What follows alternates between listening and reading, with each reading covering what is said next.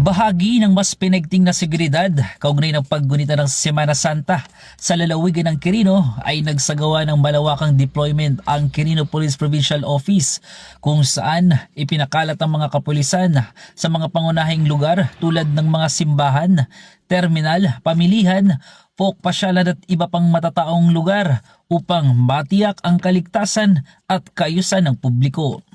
Ayon kay Police Colonel Paul Y. Gamido, Provincial Director, mahalaga ang patuloy na pakikipag-ugnayan at koordinasyon sa mga lokal na pamahalaan upang matiyak ang matagumpay na pagpapatupad ng seguridad sa lalawigan.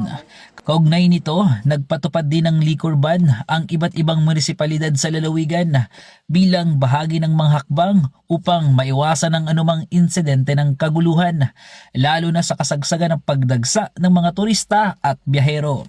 Samantala, tuloy-tuloy din ang sinagawang inspeksyon ng naturang deployment at nananatiling naka-alerto ang buong kapulisan ng Quirino sa patuloy na pinaigting na police visibility sa mga pangunahing lugar upang maagapan ang anumang posibleng insidente.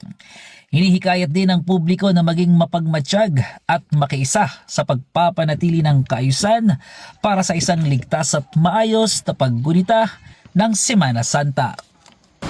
Mula rito sa lalawigan ng Quirino, nagbabalita ang inyong PNN correspondent, Police Staff Sergeant Jeff Janabasa, alagad ng batas, tagataguyod ng Balitang Pulis.